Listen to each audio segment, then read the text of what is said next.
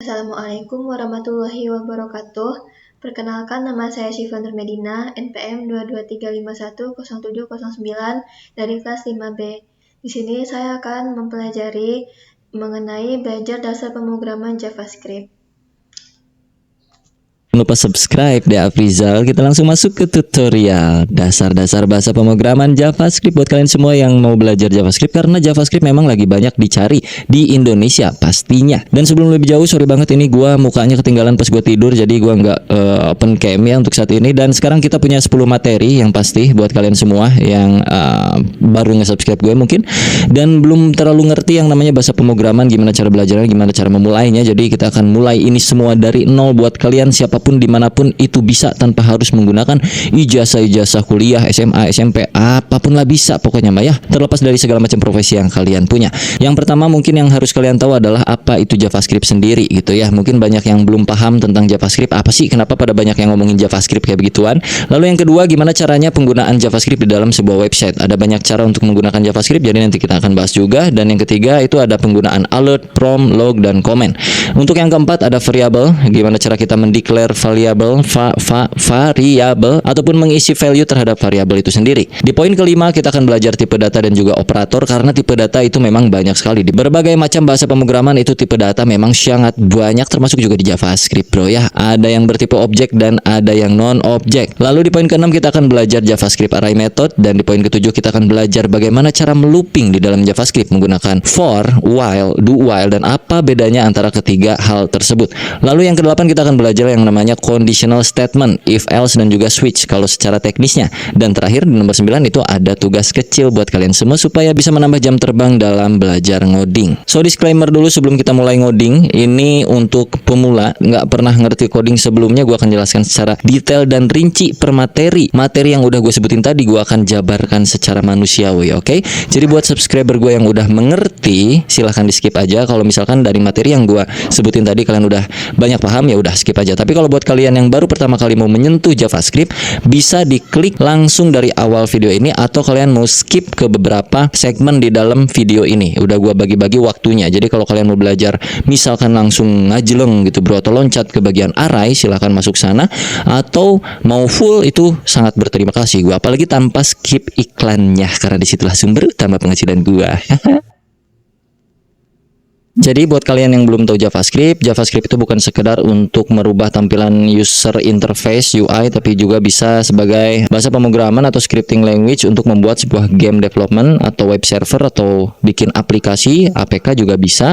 Terus dia juga bisa, ya pasti bisa bikin website jadi lebih interaktif lagi. Jadi dengan JavaScript itu bisa membuat sebuah elemen HTML menjadi lebih dinamik lagi, lebih interaktif terhadap user. Contohnya misalnya bisa komponennya bergerak, di dalam website kalian bisa melihat animasi, itu kurang lebih bisa menggunakan JavaScript. Dan JavaScript ini dipakai di perusahaan untuk kebutuhan-kebutuhan tertentu, pastinya banyak banget, mulai dari IoT, terus misalkan machine learning. Dan untuk mempelajarinya sebenarnya di awal itu cukup mudah, tapi nanti ketika kalian udah mulai masuk dan mulai kecanduan sama JavaScript, disitulah titik letak kesulitannya bro ya. Jadi dinikmati aja, gue jamin kalian bakal bisa ngikutin dari nol sampai video ini selesai. Gue jamin siapapun lu itu, asal dicoba aja dan jangan lupa teliti. Baiklah, kita mulai langsung saja ngodingnya dari awal bro ya. Di sini di desktop kalian bisa lihat tidak ada apa-apa. Yang perlu kalian install hanyalah satu biji text editor yang perlu kalian download dulu di Google. Cari saja di Google itu VS Code namanya bro. Download sendiri manual VS Code, download lah pokoknya mah, pilih sesuai dengan sistem operasi yang kalian punya. Kalau kalian punyanya Windows 10 ya download VS Code-nya untuk Windows 10. Kalau Windows 8 ya untuk Windows 8, kalau Windows 7 ya untuk Windows 7 gitu ya. Kenapa VS Code? Ya karena gue seringnya pakai itu dan gue ngertinya pakai itu, lebih senengnya pakai itu, gua nikmatnya pakai itu, jiwanya ada di situ gitu bro ya. Selama gua project gua selalu pakai itu. Intinya mah ikutin aja pakai itu bro ya, karena enak, asik, adem, ayem. Kalau udah pastikan komputer kalian itu punya browser, nggak mungkin nggak punya, pasti ada Google Chrome atau Microsoft Edge bawaannya Windows atau browser-browser lainnya, karena kita cuma bermain satu text editor, yang kedua browser. Udah itu doang untuk belajar JavaScript. Persiapan lainnya adalah kalian siapin kopi dan juga cemilan, karena nanti ke depan akan ada seleksi alam sepertinya. Kita langsung saja mulai. Di dalam desktop sini gua akan klik kanan, lalu lu coba pilih yang new dan bikinlah satu folder baru di sini.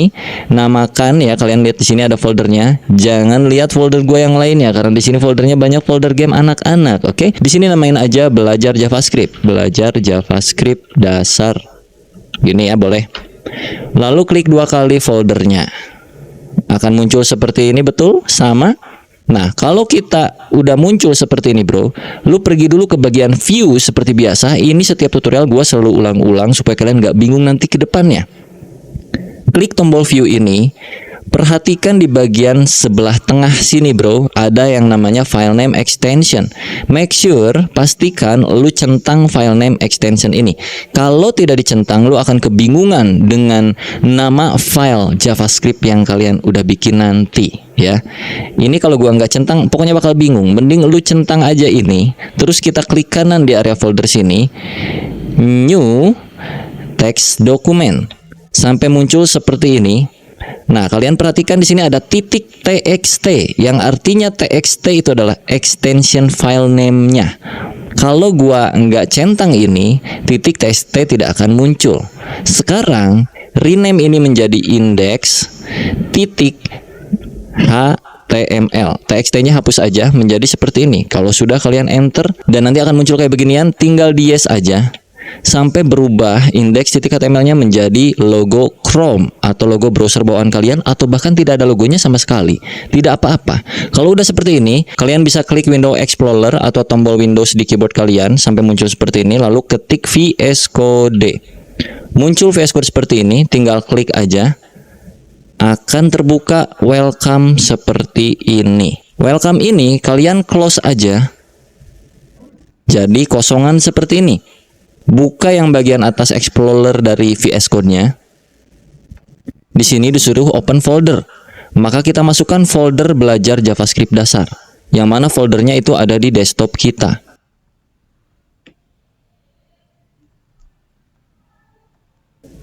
Ini. Kita tarik ini ke sini. Sampai ada tanda biru di sebelah kiri. Ini yang sebelah kiri itu namanya workspace kita. Tempat kita bekerja ya, folder-foldernya. Masukin. Dan akan menjadikan seperti ini. Tinggal kita yes, ini centang, yes. Dan kita buka index.html-nya. Kosong, belum ada apa-apa. Gua perbesar dulu ya. Gua zoom in dengan cara Ctrl plus tombol plus. Nah, plus tombol plus, pusing-pusing lu. Sebelah backspace tuh ada tombol plus kalau kalian mau zoom in ya. Kayak gini tuh. Minus atau plus sekaligus juga ditekan Ctrl di keyboard kalian, dia akan jadi zoom in, zoom out. Right? Tahapan pertama kita coba dulu coding JavaScript-nya sedikit dengan cara buka tag HTML yang namanya script. Nih, kalau gua pencet T lalu gua tutup, dia akan tertutup otomatis kalau di VS Code gua karena gua udah pakai extension. Kalau kalian bingung, jangan dulu pakai itu, biarkan kalian mengetik manual. Ketik aja manual seperti ini adalah syarat supaya kita bisa ngoding JavaScript-nya di dalam sebuah file HTML. Yang mana file HTML itu adalah file untuk bisa kita buka di browser. Scriptnya di tengah-tengahnya itu enter dulu aja. Di sini kita coba bikin yang namanya alert. Lalu pakai buka tutup seperti itu ya. Kalau udah pakai string, terus kalian string itu apa yang namanya teh? Quotes. Terus di tengahnya kalian coba ketik aja hello world, standar hello world. Lalu kalian save dengan cara Ctrl plus S. Kalau udah buka lagi browsernya, ini kita klik sampai muncul browser seperti ini. Terbuka browsernya dan muncul tulisan hello world di sini. Kalau udah berarti JavaScript-nya berfungsi. Oke, ini gua akan minimize. Sebenarnya JavaScript ini kan terintegrasi di dalam HTML ya. Bisa kita panggil dengan dua cara untuk penggunaan JavaScript. Yang pertama adalah dengan cara JavaScript di dalam sebuah HTML-nya langsung, atau biasa kita sebut internal JavaScript. Atau yang kedua, kita pisahkan file script-nya di file lain selain HTML, atau yang kita sebut external JavaScript. Untuk memulai ini kita hapus aja. Ini cuma permulaan doang. Jadi kita bikin dulu tag HTML seperti biasa. HTML, enter, lalu di dalam HTML selalu ada head. Oke. Lalu di sini selalu ada body. Nah, untuk scriptnya itu kita akan taruh di atas slash body ini. Ya, kita akan pakai internal JavaScript. Di dalam body sini gua akan pakai script yang kayak tadi lagi. Lalu ditutup, di tengah-tengahnya gua kasih alert lagi. Hey. Kayak gini. Jangan lupa titik komanya. Untuk di bagian head itu mungkin kita taruh title aja supaya yang penting ada isinya. Title Dea Afriza. atau nama kalian. Kalian cuekin warna yang ada di tampilan gua, biarkan ini extension gua ngaco VS Code-nya ya. Pokoknya kalau warnanya beda biarin aja. Kalian coba save dan reload lagi browsernya. Refresh, tombolnya ada di sini. Muncul hey. Oke, berarti script JavaScript internal kita berfungsi. Karena gua nggak mau internal, gue pengennya eksternal. Jadi kita bikin satu file baru di dalam workspace kita sebelah kiri sini. Create aja di sini, ini new file bro, ya, yang ini, klik. Terus kalian bikin yang namanya, contohnya apa ya? Main.js. Main itu artinya utama, bukan main bermain, bukan, tapi utama. Enter aja. Di dalam sinilah script yang akan kita eksekusi, yang akan kita panggil di dalam HTML. Jadi, script yang tadi di dalam HTML, ini bagian tabnya ya, ini main.js, ini index HTML. Ini kita akan hapus, kita tinggal panggil aja main.js-nya. Cara panggilnya, script, tutup scriptnya. Kalian jangan main di tengah sini, tapi main di sebelah sini. Kalian spasi dulu. src, nah kayak begini, pakai quotes. src itu artinya source-nya dari mana nih script nih? Source-nya adalah dari main.js. Jadi kita tinggal ketik aja di sini main.js. Kalau udah di save, supaya tampilan websitenya seenggaknya ada tulisan sesuatu. Jadi kita di sini tulis aja H1 belajar JavaScript dasar. Save. Jangan lupa buka tutup elemennya. Untuk JavaScript-nya seperti ini, dan ini akan memanggil file main.js yang artinya JavaScript yang ada di dalam main.js akan terpanggil otomatis di HTML sini. Jadi kalau gua buka browser, pas gua refresh, dia udah muncul belajar JavaScript dasar, tapi belum ada alertnya. Alertnya nggak perlu kita ketik lagi di sini karena kita udah pakai eksternal JavaScript. Yang mana eksternal JavaScript-nya? Yaitu yang main.js. Ini. Di sini kita coba alert. Hey ho, save. Oke, kalau sudah kita refresh lagi browsernya. Hey ho-nya udah masuk, artinya eksternal JavaScript kita sudah berfungsi. Oke, sekarang kita akan belajar yang namanya alert, prompt, log, ataupun comment. Alert itu kurang lebih yang memunculkan ke bagian halaman browser seperti tadi. Kalau kita refresh, ini alert, itu bawaan dari JavaScript-nya. Terus ada juga yang namanya prompt, ada juga yang namanya log, dan codingan itu bisa juga di comment, yang artinya tidak akan tereksekusi. Kita mulai dulu ya. Ini kalau kita nggak mau pakai, kalian bisa ketik Ctrl tekan plus slash yang ada di sebelah shift keyboard kanan kalian. Jadinya seperti itu. Atau kalau pusing, di sebelum alert sini kalian pencet aja slash slash. Jadinya seperti ini. Kalau kalian save, terus refresh lagi browsernya, alertnya tidak berfungsi. Yang mana artinya slash slash ini adalah sebuah blok comment supaya codingan kalian tidak akan tereksekusi. Tujuannya apa? Tujuannya untuk memberitahu kepada developer lainnya, kepada programmer lainnya kalau bagian codingan ini adalah codingan apa, misalnya kayak gitu kurang lebih. Dan juga bisa dengan cara seperti ini. Slash bintang. Misalnya sini alert lagi, lalala. I have to finish this paper. I'm swamped. No one told me college would be so Lalu di sini bintang-bintang slash, yang artinya ini sama saja. Kalau kita refresh, tetap tidak berfungsi. Tapi kalau ini kita buka, dia akan muncul lalala ke sini. Nah, lalala. Oh ya, untuk yang bagian quotes itu bisa quotesnya 1 ataupun quotesnya 2, kayak yang tadi.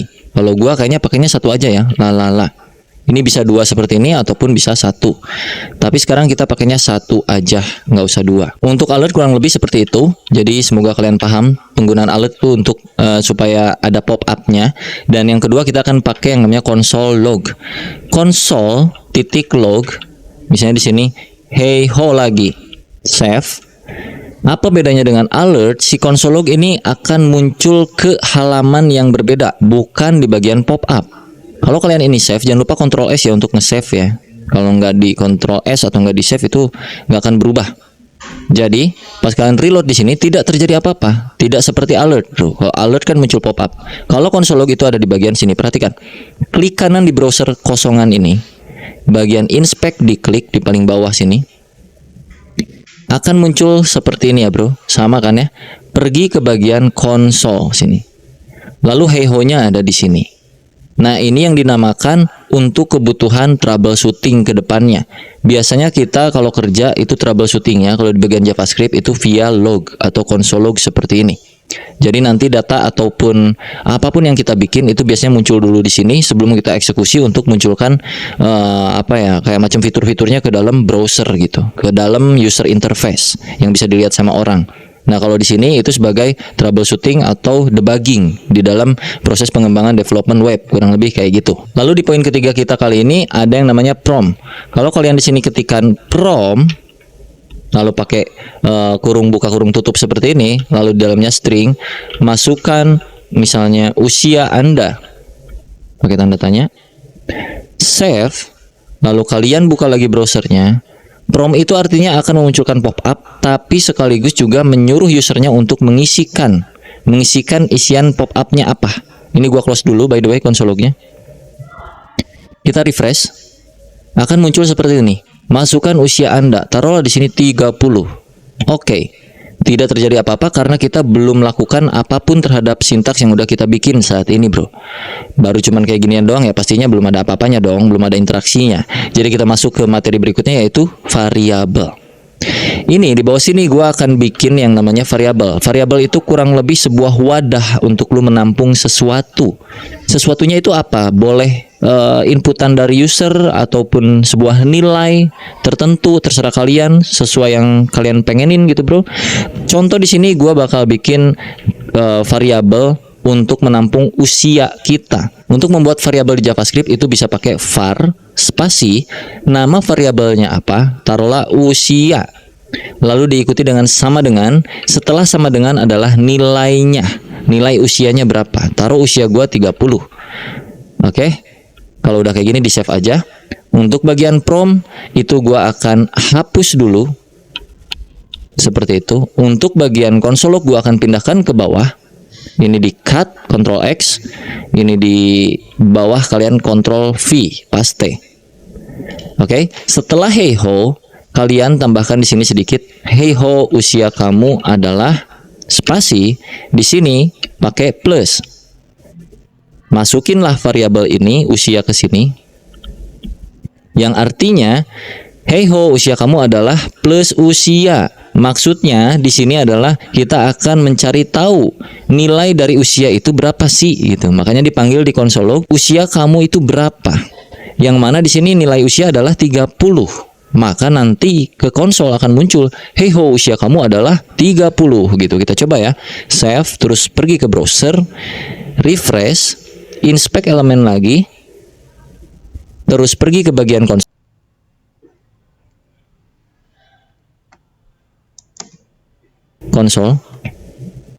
Hey ho, usia kamu adalah 30. Artinya variabel usia berhasil dibuat, bro. Ini usia udah berfungsi dengan variabel bernilai 30. Nah, untuk bikin variabel itu ada banyak cara. Yang pertama bisa pakai var untuk menampung variabelnya, atau menggunakan cons untuk menampung variabel juga sama. Conx misalnya sama dengan 1, dan juga ada let. Let's y sama dengan 2, misalnya kayak gitu. Perbedaannya adalah kalau cons itu nilai ini nggak bisa diubah-ubah sama sekali. Kalau let itu sama kayak var. Let itu nilainya bisa berubah. Cons itu kayak konstanta. Kalau let itu kayak biarinlah, ya kan, bahasa Indonesianya let tuh biarinlah, mau diubah juga bebas. Kita kasih contoh, bro. Ini gua hapus lagi semua. Kita coba pakai cons sama dengan cons usia sama dengan 30. Kita save, kita refresh lagi browsernya, masih sama hasilnya. Lalu kalau misalkan kita assign lagi nilai baru terhadap variabel ini, yang mana variabel itu bisa ditimpah nilainya. Ini nilai awalnya adalah 30, terus kita timpah usia sama dengan 35. Save. Ini akan terjadi error karena usia sudah fix nilainya, bro. Dengan variabel bertipe konstanta ini, 30-nya tuh udah fix, nggak bisa diubah-ubah. Jadi ketika kita mau kasih tahu bahwa di baris keempat itu usia harus diubah menjadi 35, yang tadinya 30, itu nggak akan bisa. Kalau kita save, terus kita reload lagi browsernya, maka akan terjadi error seperti ini. assignment to constant variable. Itu nggak bisa karena variabelnya bertipe konstan, kurang lebih kayak gitu. Tapi kalau kita ganti constnya jadi let, alias biarkanlah usia itu awalnya 30, sisanya serah lu. Mau ganti usianya jadi 35, berapapun itu serah. Kalau kita save,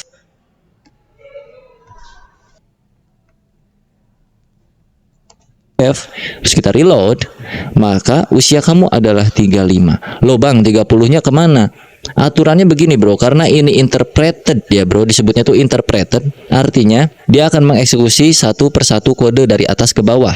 Pertama, kode ini akan dieksekusi nih, let usia sama dengan 30. Lalu yang kedua, usia, variabel usia itu diganti nilainya jadi 35. Dan di sini console log usia, yang mana usianya adalah nilai usia terakhir itu berapa akan kita munculkan di sini. Yang terakhir kan 35. Karena dia ada di baris keempat, sedangkan let usia 30 itu ada di baris ketiga. Jadi nilai terakhir dari variabel usia adalah 35, sehingga muncul ke bagian konsol itu juga 35. Bagaimana tentang variabel? Cukup mudah bukan? Lalu kalau udah kayak gini, kita coba combine semuanya.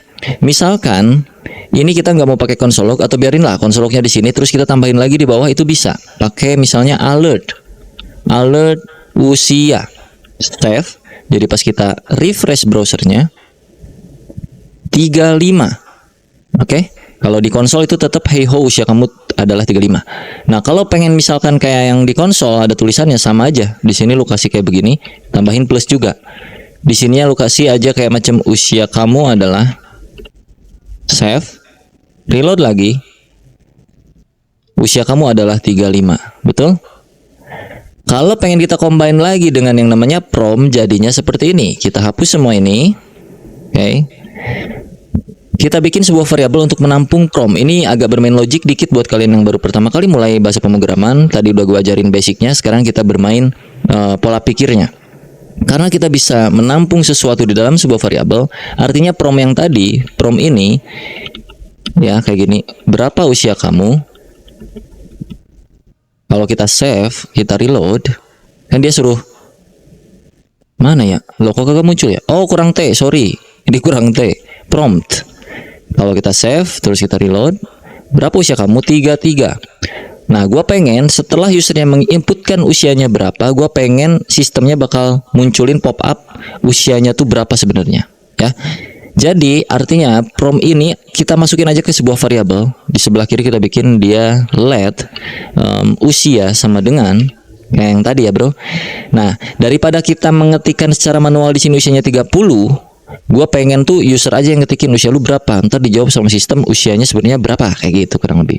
Di sini tinggal kasih alert aja, usia Anda adalah plus usia, sama aja kurang lebih, cuman kita masukin prom ke dalam sebuah variabel. Kalau udah di save, terus kalian reload lagi browsernya, berapa usia kamu? Taruhlah 45. Kalau oke, muncul alert usia Anda adalah 45. Berhasil teman-temanku? Oke, kita lanjutkan. Untuk yang ini gua akan hapus dulu. Bagian ini juga gua hapus.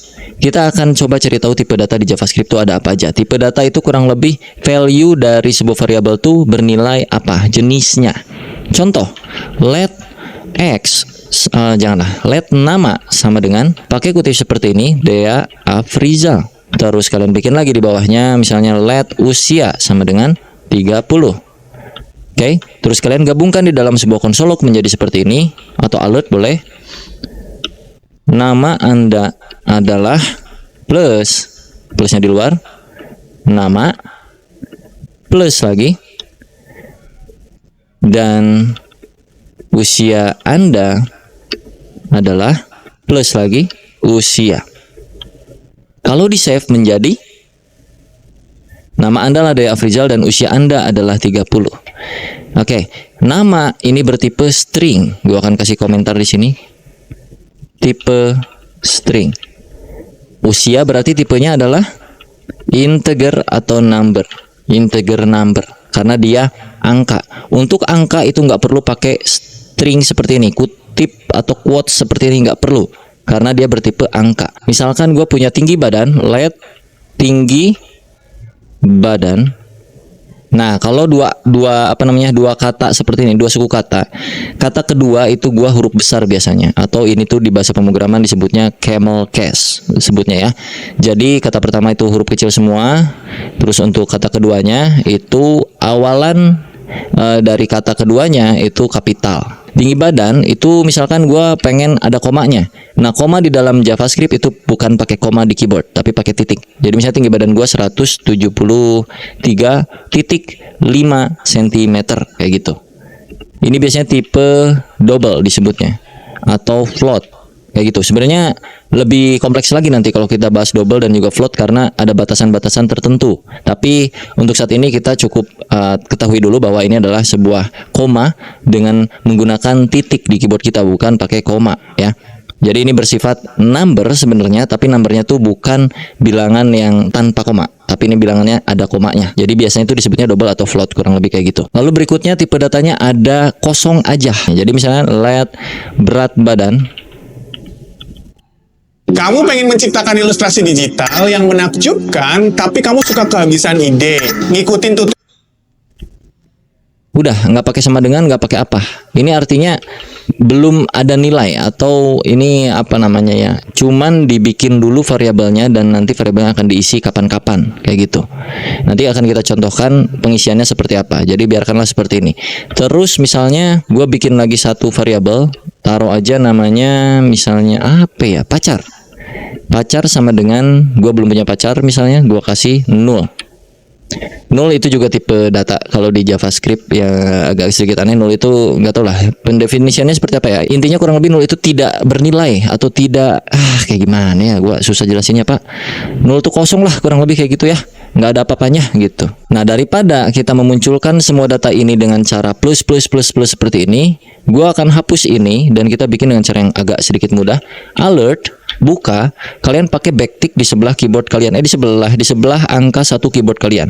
Jadi sebelah kiri angka 1 di keyboard tuh ada yang namanya backtick seperti ini. Nah, kita akan masukkan satu persatu. Misalnya nama saya pakai $, pakai kurawal seperti ini. Masukin variabelnya. Nama saya adalah nama, ya kan? Nama saya nama, yang mana nama adalah Deafriza. Lalu di sini misalkan usia saya itu $30. Artinya usia saya itu kok 30, sorry, usia saya itu usia, yang mana usia nilainya adalah 30. Lalu di sini tinggi badan saya adalah $, apa isinya berarti tinggi badan. Huruf besar kecil itu sangat berpengaruh, spasi juga sangat berpengaruh, titik koma dan segala macamnya, jadi hati-hati ya. Nah, di dalam ngoding itu sangat sensitif ya, antara spasi, salah kutip dikit, salah huruf dikit itu sangat berpengaruh.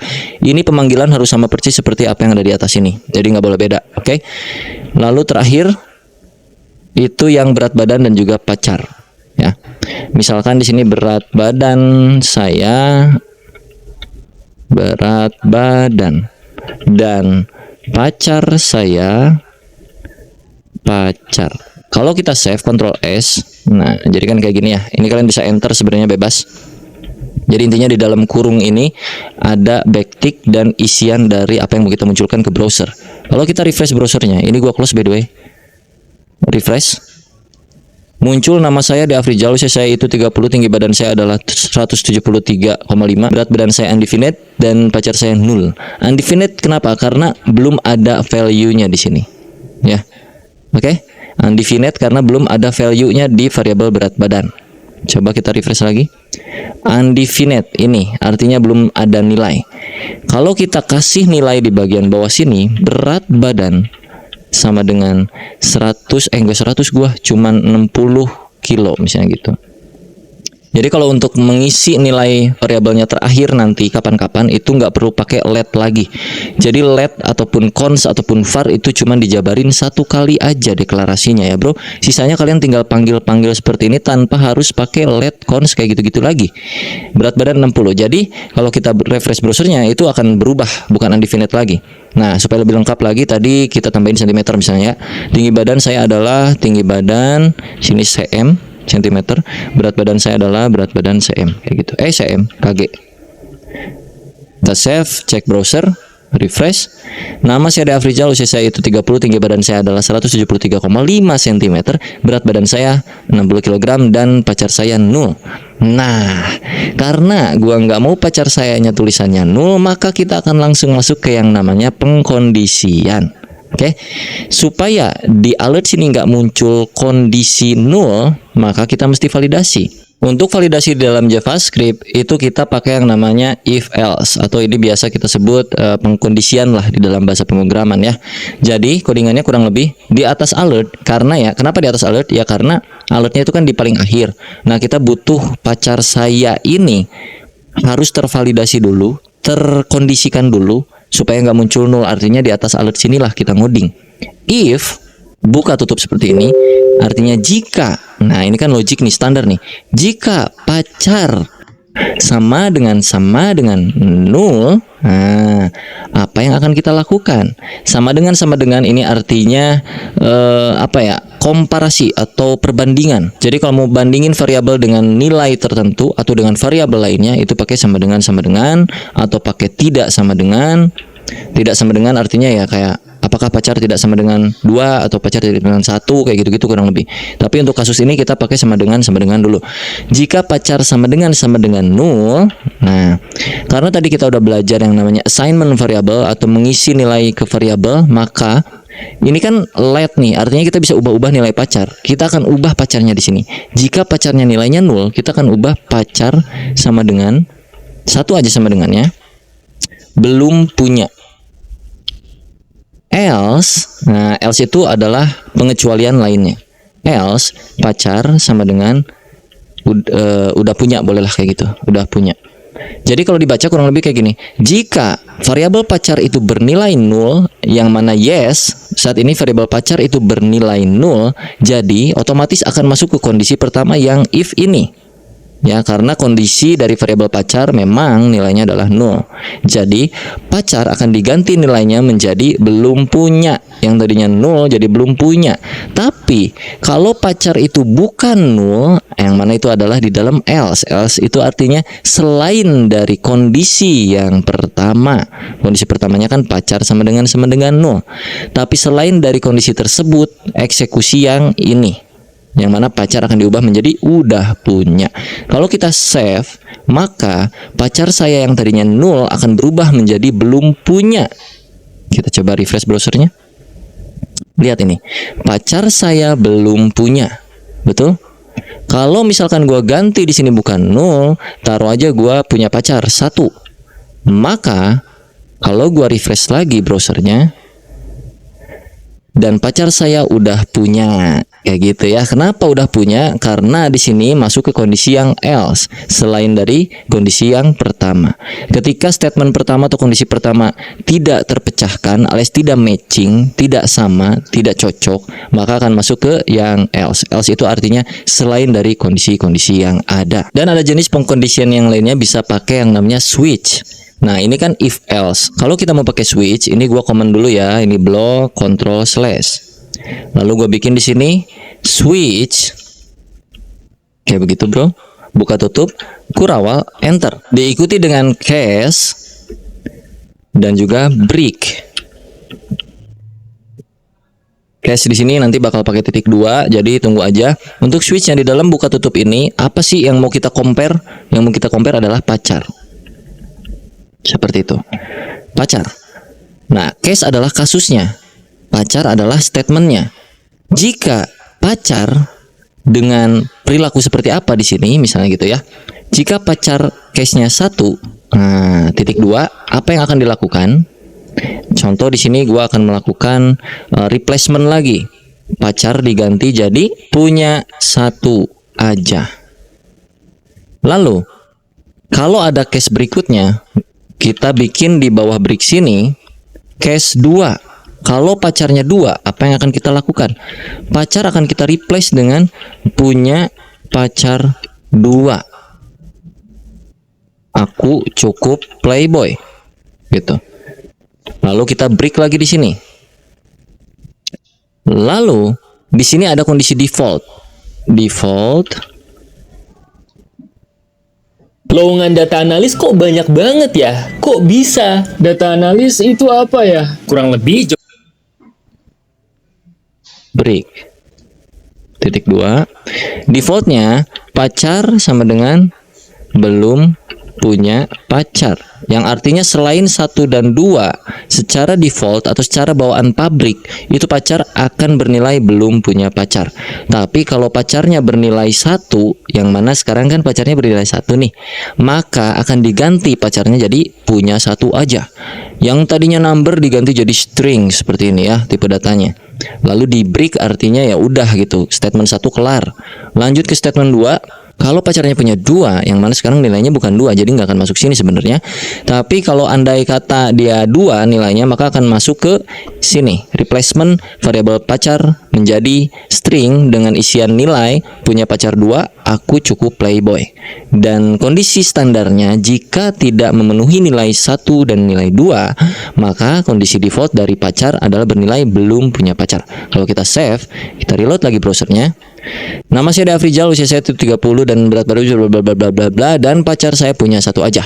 Oke, sesuai ya, karena di sini juga 1 dan masuk ke kondisi yang 1. Nah, kalau di sini gua ganti jadi 2. Kita save dan kita coba refresh browsernya, harusnya masuk ke kondisi yang ini ya, yang playboy. Kita coba reload. Boom. Aku cukup playboy ya. Saya punya pacar 2, aku cukup playboy. Dan kalau misalkan di sini gua ngacoin segini misalnya, sorry, gua save, selalu masuk ke bagian sini karena nggak match ke maksudnya nggak masuk ke kondisi pertama, nggak masuk ke kondisi kedua, jadi akan selalu masuk ke yang default, mau ini isinya apapun selain 1 dan 2. Belum punya pacar, kita coba refresh. Belum punya pacar, kurang lebih kayak gitu, sama aja sebenarnya kayak if else, cuman kalau yang switch itu pengkondisiannya kayak gini aturan mainnya. So, gua akan balikin ini pakai if else lagi karena menurut gua lebih relevan aja kalau untuk kasus seperti ini pakai if else. Gua delete ini dan kita buka yang ini dengan cara Ctrl/. Oke, kita akan tambahkan 1 alert lagi di sini untuk memunculkan saldo kita ceritanya. Jadi gua akan bikin di sini 1 variabel baru di bawah sini. Let saldo awal sama dengan misalkan gua punya duit 50.000. Let saldo tambahan sama dengan 3 atau 80.000. Oke. Lalu gua akan bikin alert baru di sini untuk memunculkan saldo awal dan saldo tambahan. Pakai backtick lagi. Saldo awal saya sebesar, pakai dolar kurung kurawal saldo awal, dan saldo tambahan yang akan saya miliki sebesar dolar kurung kurawal saldo tambahan. Save dulu. Jadi kita punya 2 alert, dan kalau udah di save kita cek lagi browser. Alert pertama itu akan muncul duluan seperti yang tadi. Lalu pas di OK akan muncul alert kedua. Saldo awal saya sebesar 50.000 dan saldo tambahan saya yang akan saya miliki sebesar 80.000. Kalau kita OK berakhir. Nah, kita tambahin dulu RP di sini biar agak enak ya. RP titik dan juga RP titik sebelah sini biar lebih relevan. Refresh. Oke. Saldo awal saya sebesar 50.000 dan juga saldo tambahan sebesar 80.000. Gua pengen di sini kita tambahkan jadi total saldo yang saya miliki adalah sebanyak, sebanyak titik-titik gitu ya. Titik-titiknya gimana caranya? Kita akan bermain yang namanya operator di sini, bro. Untuk tahu berapa totalnya berarti kan tinggal ditambahin aja. Nah, cara menambahkannya kita bikin dulu 1 variabel penampung nilai akhir dari saldo kita. Kita akan pakai cons di sini. Nilai saldo akhir sama dengan saldo awal ditambah saldo tambahan. Artinya variabel saldo akhir adalah sebuah rumus. Rumusnya adalah saldo awal ditambah saldo akhir, kayak Microsoft Excel, bro. Kurang lebih kayak gitu. Kalau di save, jadi di sini sebanyaknya adalah sebanyak RP titik panggil kurung kurawal saldo akhir. Kalau udah di save, kita cek lagi ya ke browser, refresh. Oke, dan saldo akhir yang saya miliki adalah sebanyak 130.000 rupiah. Sudah sesuai. Apakah kalian berhasil? Oke, kita akan lanjutkan lagi. Misalkan di sini kalian punya hutang, jadi kita akan bermain yang namanya operator ya kan, plus minus kali bagi kayak gitu-gitulah standar. Sebenarnya kalau di codingan untuk level yang saat ini nggak begitu rumit. Jadi taruhlah di sini kalian punya hutang, cons hutang sama dengan kalian punya hutang ya 30.000 dah. 30.000. Artinya saldo akhir itu apa? Saldo awal ditambah saldo tambahan dikurangin hutang. Betul? Kurangin hutang. Jadi mestinya 5 plus 8 kan 13 nih, dikurangin 30.000 jadinya 10.000, harusnya 100.000 terakhir ya kan. Kita coba reload lagi browsernya. Reload yang kedua. Nih, jadi saldo yang saya miliki adalah sebanyak 100.000 rupiah karena ada hutangnya. Kalau misalkan pengen kali-kalian ya udahlah kalian bikin lagi aja di sini misalnya cons X sama dengan 3, cons Y sama dengan 5, cons Z sama dengan X dikali Y, misalkan kayak gitu. Untuk memunculkan Z-nya berarti tinggal di sini alert Z. Atau kalau pengen lebih bagus lagi ya kayak pakai backtick lagi tadi gitu bro. Misalkan nilai X sama dengan X dan nilai Y sama dengan Y, maka hasilnya adalah Z ya. Nilai X sama dengan X dikali nilai Y sama dengan Y, maka hasilnya adalah Z. Kalau kita save, alert pertama itu akan muncul yang ini, sisanya sama aja kayak tadi. Pas kita reload, nilai X sama dengan 3 dikali nilai Y sama dengan 5, maka hasilnya adalah 15. Kalau dibagi, ini kita bagi, misalnya X dibagi Y, taruhlah X-nya 9, Y-nya 3. Jadi kalau kita save, otomatis ini ganti dulu nih. Tadinya kali jadi dibagi. Nilai X dibagi nilai Y, maka hasilnya adalah, kita refresh, nilai X sama dengan 9 dibagi nilai Y sama dengan 3, maka hasil akhirnya adalah 3. Kalau misalkan ininya 2, gimana kan 9 bagi 2 susah tuh, 4,5. Munculnya apa di sini? Kita coba aja save gitu bro. Reload lagi browsernya. Nah, nilai X sama dengan 9, nilai Y sama dengan 2, maka hasil akhirnya 4,5. Berubah tipe datanya yang tadinya integer menjadi float atau double atau desimal gitu kurang lebih ya, walaupun sebenarnya sama-sama aja masih number juga, number. Oke, karena ini udah mulai mumet, kita hapus semuanya, ingat-ingat aja, atau kalian playback videonya ulang lagi ke belakang. Kita akan belajar ke tahapan berikutnya yang namanya array, variabel bersifat array. var mah jadul ya, jadi var itu udah nggak terlalu dipakai sekarang di JavaScript, disebutnya udah deprecated gitu ya bro, dan sekarang itu diganti ke let jadinya untuk standarnya. Kok cat sih, let dan cons ya, let dan cons. Taruhlah di sini kita punya let nama guru sama dengan, untuk array itu kita pakai kayak beginian, siku-siku. Di dalam array itu bisa menampung banyak nilai. Nah, jadi satu variabel array itu bisa menampung nilai berjumlah banyak. Nilainya mau apapun bebas. Taruhlah nama guru pertama adalah Jody. Ya, pakai quotes dulu seperti biasa di dalam siku ya. Setelah quotes itu pakai koma, artinya ini adalah nilai kedua dari variabel nama guru. Yang pertama Jody, yang kedua bunga, lalu koma lagi, spasi, quotes lagi. Misalnya ini siapa? Rahman. Dah 3 biji aja dulu. Lalu kalau kita alert nama guru, save, reload lagi browsernya, refresh, Jody bunga Rahman. Oke. Array itu selalu kaitannya sama siku-siku. Jadi kalau misalkan kita mau manggil array yang ke pertama ini, Jody, maka di sini kita pakaiin siku seperti ini. Jody itu ada di urutan keberapa? Ini urutan pertama, ini urutan kedua, urutan ketiga. Itu secara bahasa manusia. Tapi kalau di dalam bahasa pemrograman, itu angka pertama mulai dari 0. Jadi urutan pertama itu bukan 1 tapi 0. Ini 0, ini 1, ini 2. Kalau kita mau manggil Jody, itu di sini berarti 0. Artinya nama guru yang muncul ke bagian pop up itu hanya nama guru dengan urutan ke 0. Ini namanya array ya bro ya. Kita coba reload. Jody yang muncul di sini. Kalau kita pengen Rahman, berarti kita harus tahu urutannya. Jody bunga Rahman. Rahman ke, bukan ketiga bro, tapi kedua, karena dari sini kan 0, 1, 2. Jadi di sininya pakai 2 seperti ini. Save, dan reload lagi. Pel, Rahman. Kalau bunga berarti dia ada di nomor 1. 0, 1, 2. Save. Kalau kita reload, bunga. Berhasil ya. Nah, kalau kita mau tambahin isi arraynya itu kayak gimana? Bisa di sini kayak gini lagi, atau kita bisa tambahkan di luar.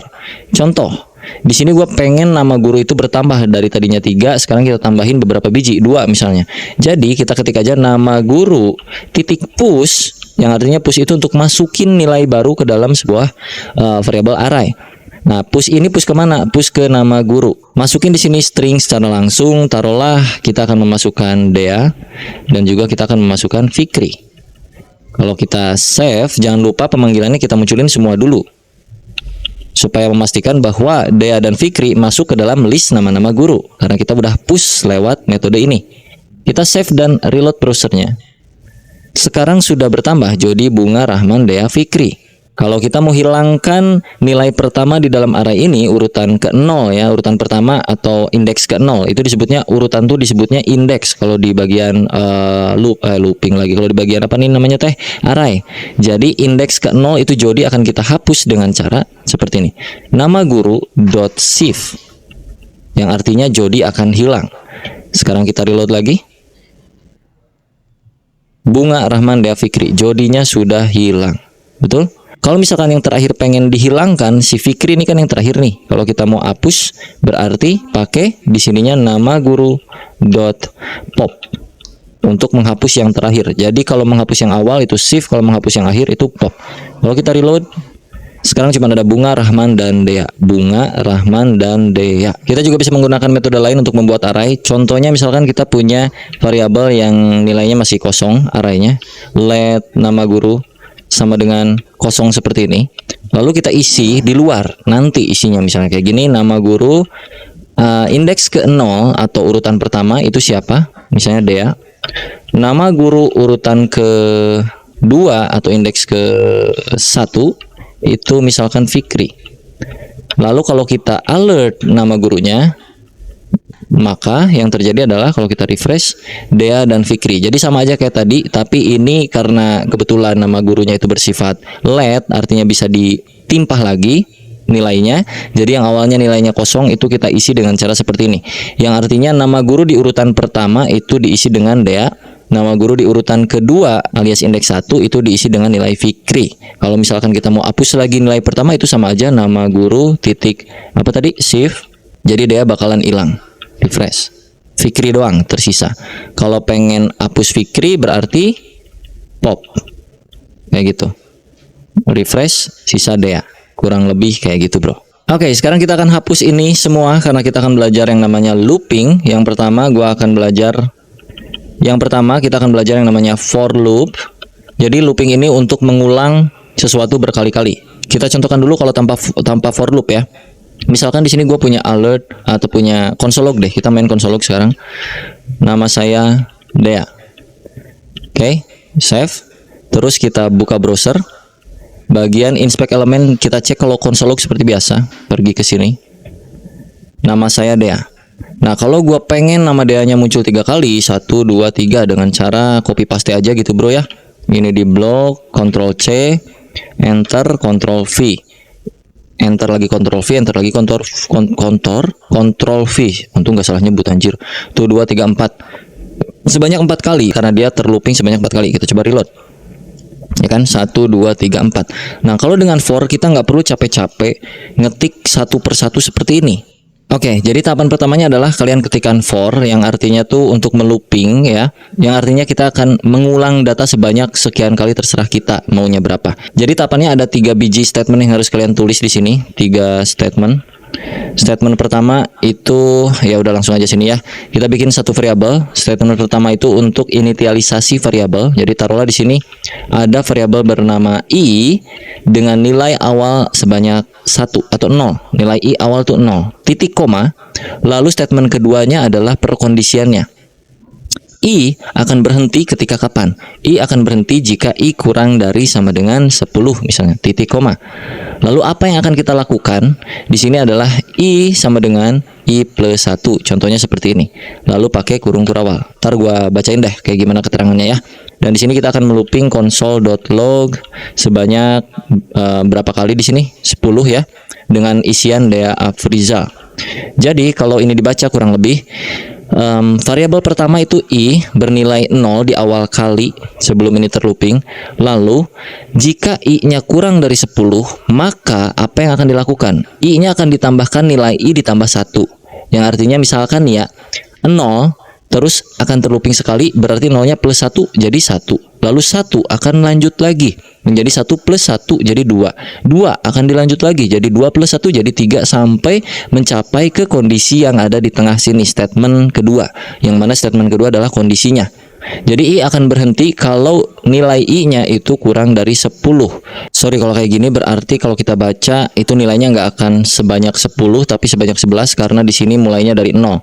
0 sampai ke 10 itu akan jadi 11 ya, nggak 0, 1, 2, 3 lu hitung deh, itu bakal 11 nilainya. Tapi kalau di sininya 1 sampai ke kurang dari 9 dan 10, artinya dia akan mencapai 1, 2, 3, 4, 5, 10, berarti 10 biji di average-nya. Jadi kalau kita save dan kita reload, ini akan muncul sebanyak 10 kali.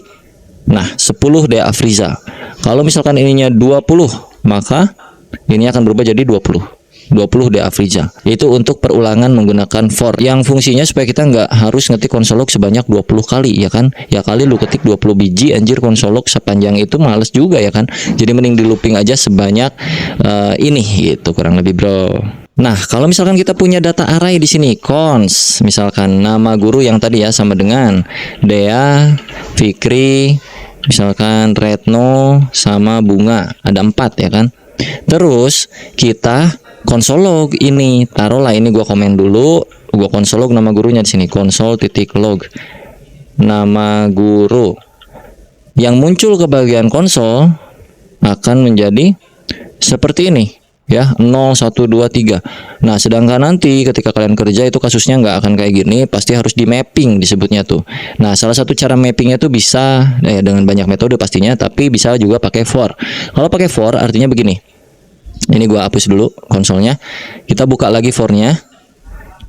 I itu pertama bernilai 1, lalu I kurang dari 20. Nah, ini 20-nya kita ganti nih supaya kita bisa mapping data ini sebanyak jumlah data yang ada di array sini. Nah, untuk mengetahui jumlah data yang ada di array sini, kita konsolog dulu di sini, konsol.log nama guru.length. Yang artinya supaya kita bisa tahu jumlah panjang data dari sebuah array. Oke, kalau kita reload maka ada 4 nih jumlah datanya. Nah, supaya dinamis, 20 ini kita ganti jadi nama guru.length, titik length, nama guru titik length, ya gitu.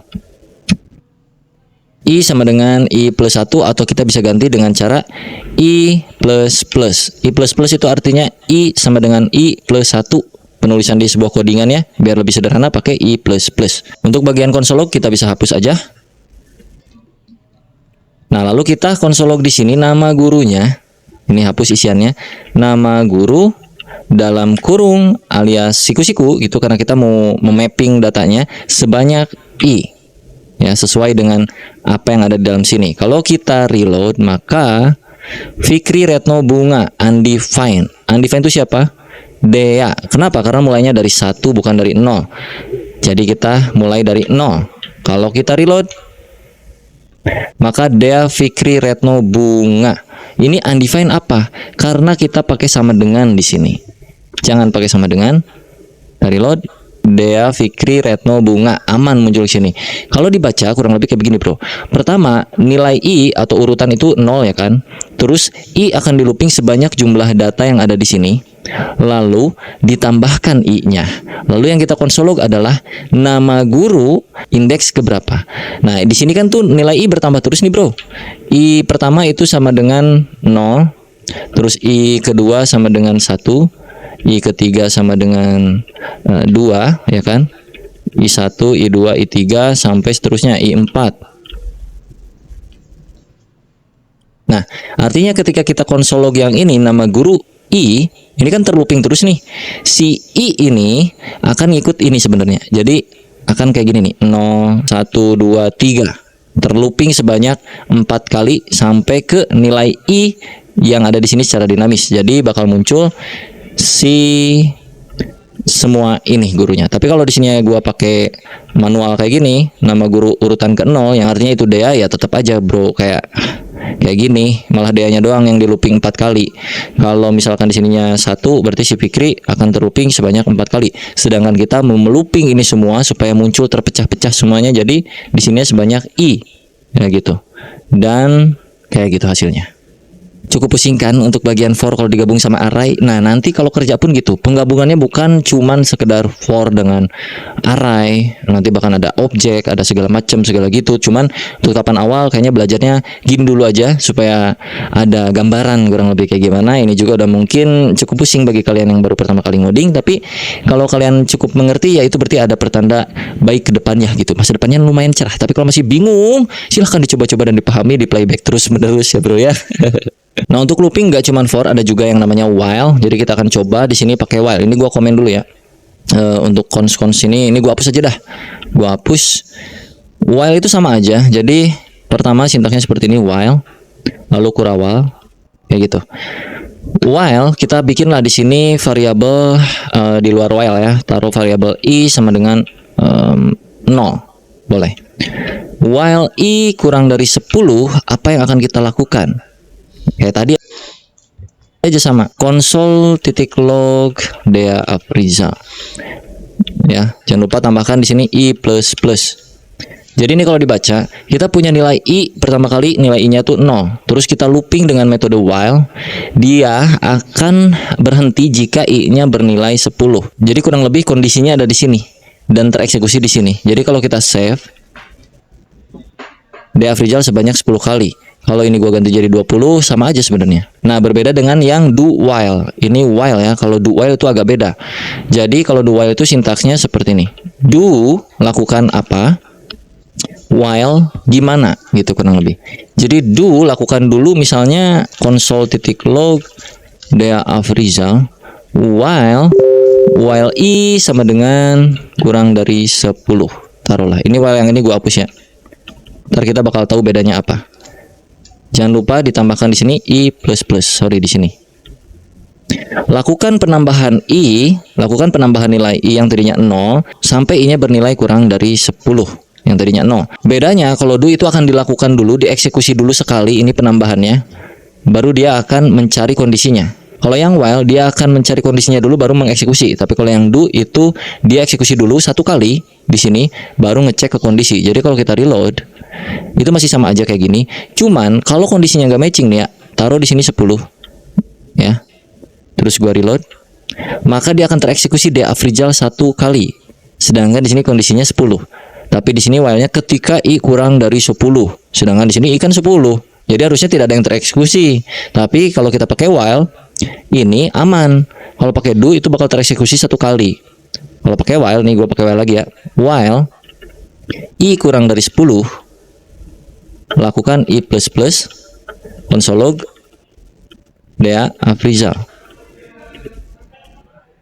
Nah, kalau tadi kan muncul ya Dea Afrizal di sini. Ini kalau gua reload, dia nggak akan muncul karena dia itu akan mencari kondisi ini dulu ya. Kondisinya ini kan nggak cocok bro. I kurang dari 10 kan nggak. Ini kan 10 sama dengan 10, bukan kurang dari 10. Kurang dari 10 itu 9, 8, 7, 6, 5, 4, 3, 2, 1 kayak gitu. Nah, jadi si while itu nggak akan mengeksekusi codingan yang ada di dalam sini kecuali kondisinya cocok.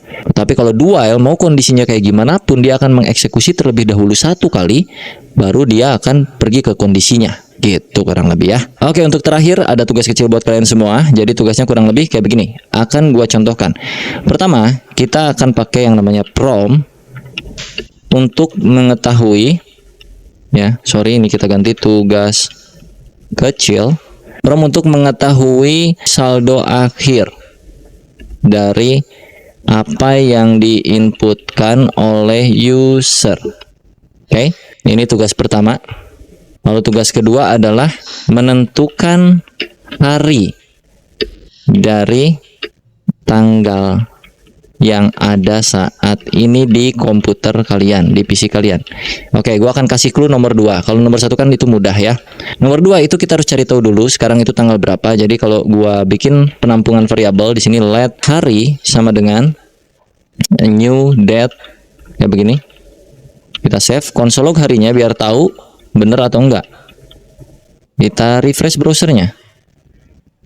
Nih, harinya adalah Monday Februari 06 2023. Nah, kita tuh butuh Monday-nya, harinya supaya kita bisa tahu ini tuh hari apa, hari keberapa gitu ya. Jadi di sini gua kasih clue aja satu variabel hari dengan cara codingannya seperti ini, get day, kayak begini. Dan kalau kita console log, ini artinya objek dari JavaScript di sononya ya bro ya, kita panggil supaya kita bisa tahu hari apa sekarang. Kalau kita reload, dia akan muncul 1 karena sekarang hari Senin. Tapi kalau gua ubah ini hari gua jadi Selasa, dia akan 2, 3, 4, 5, 6 sampai 7. 7 itu minggu. Jadi hasil akhirnya kalian harus bisa memunculkan kayak begini kurang lebih. Hari ini adalah hari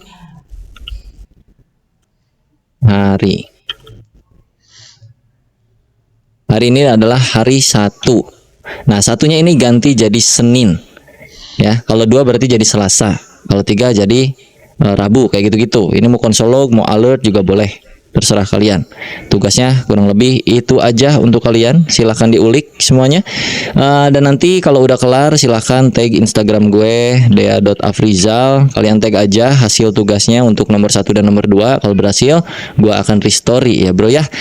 Kurang lebih kayak gitu untuk belajar JavaScript di video kali ini. Mungkin nanti akan ada lanjutan di part 2. Masih untuk pemula, sampai nanti kita akan belajar yang advance seriesnya. Semoga bermanfaat buat kalian. Jangan lupa diklik tombol subscribe-nya dan juga loncengnya, karena gua akan update terus setiap hari seputar bahasa pemrograman ataupun teknologi lainnya. Thank you banget udah nonton tutorial ini sampai akhir. Buat kalian yang struggling sampai sekarang dan mencoba-coba walaupun error tapi tetap mencoba, tetap semangat karena gue yakin suatu saat lu akan berhasil. Yang penting teliti dan juga cermati apa yang kalian ketik, dan perhatikan aja beda koma itu ngaruh, beda titik itu ngaruh, beda spasi itu juga ngaruh, huruf gede huruf kecil itu juga berpengaruh. Jadi silahkan di troubleshooting sendiri. Semoga bermanfaat. Sampai jumpa di lain waktu. Semoga harimu menyenangkan. Salam God bless. Kurung kurawal. Bye bye.